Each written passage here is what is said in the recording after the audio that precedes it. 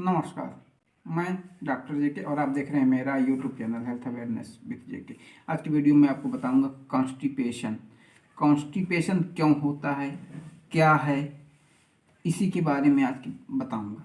Constipation के बारे में ये बताऊंगा आपको कि कॉन्स्टिपेशन कोई मर्ज नहीं है, यह दूसरे मर्ज का कॉम्प्लिकेशन है।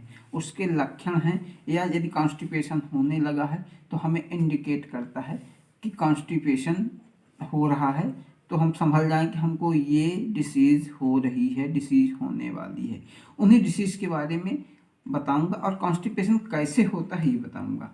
तो कॉन्स्टिपेशन क्या है? यदि हमें स्टूल हफ्ते में 4 बार से कम पास हो तो कॉन्स्टिपेशन कहलाता है। यानी हमारी आंतों में स्टूल का रुका रहना, आंतें हमारी बराबर साफ ना हो, उसी को कॉन्स्टिपेशन बोलते हैं।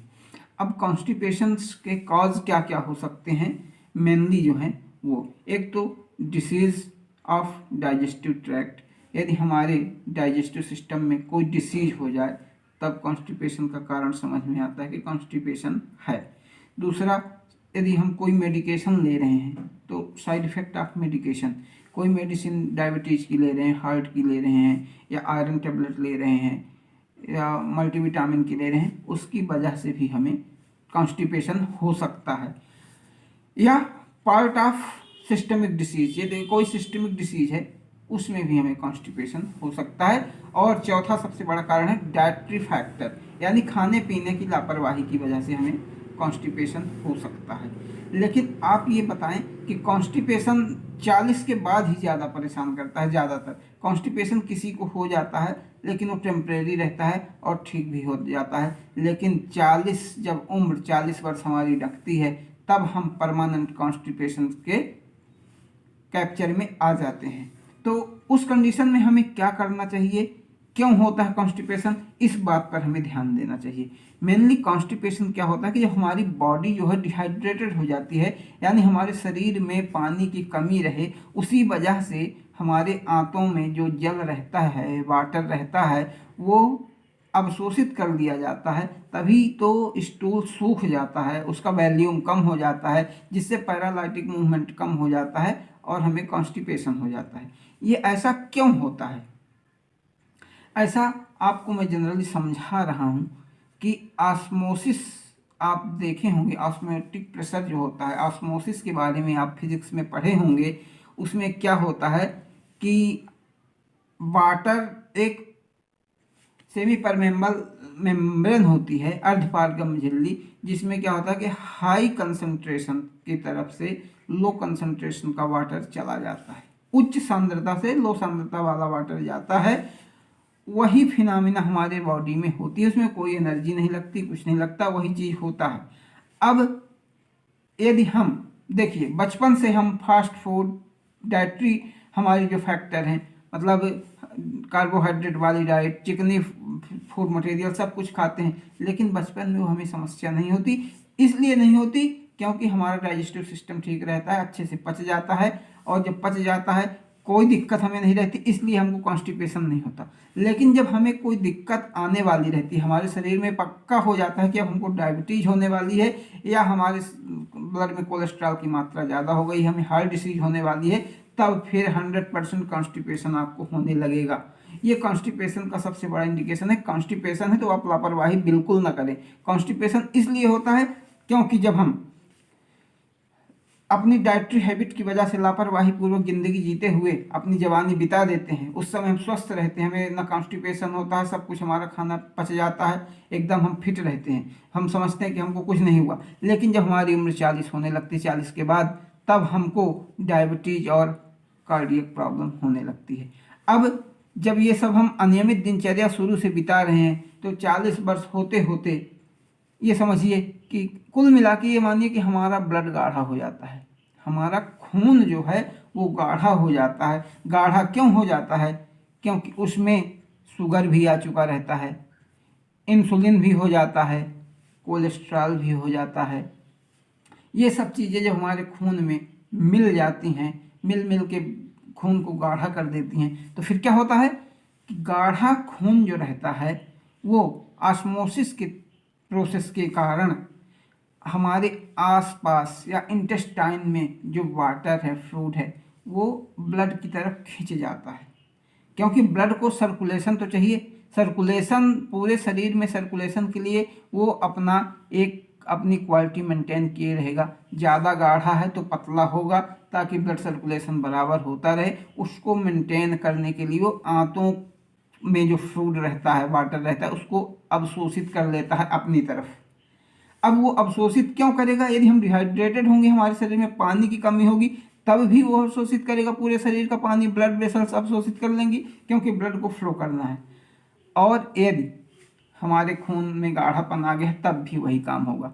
और कुल मिला के जब वो काम होगा तो हमारे आंतों का जब फ्लूइड, वाटर, ब्लड वेसल्स अवशोषित कर लेंगी, तो हर तरफ की ब्लड मतलब वाटर जो है अवशोषित होगा ब्लड वेसल्स की तरफ, तो हमारे शरीर में पानी की कमी होगी और हमारा जो स्टूल है या निमल है वो सूख जाएगा, उसका वॉल्यूम कम हो जाएगा।